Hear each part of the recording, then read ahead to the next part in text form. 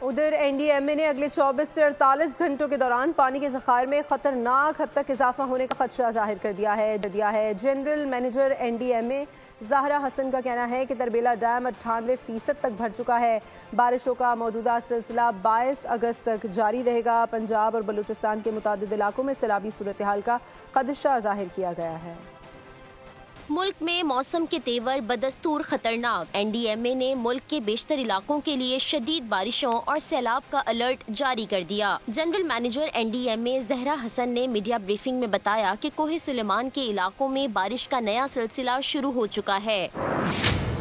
आज़ाद जम्मू कश्मीर के नीलम, पूंछ और बाग में भी सैलाब के खतरात बढ़ गए हैं। उनका कहना था खैबर पख्तूनख्वा में पेशावर, चतराल, दैयर, चारसद्दा में सैलाब के खतरात हैं।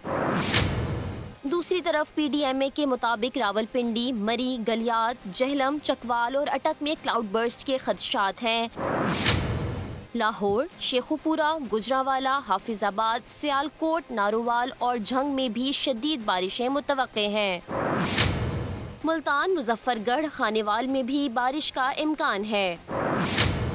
बलूचिस्तान में खुजदार, आवारान और माड़ा और गड्डानी में शदीद बारिश का इम्कान है, जबकि पहाड़ी नदी नालों में अचानक सैलाबी सूरत हाल का खदशा है।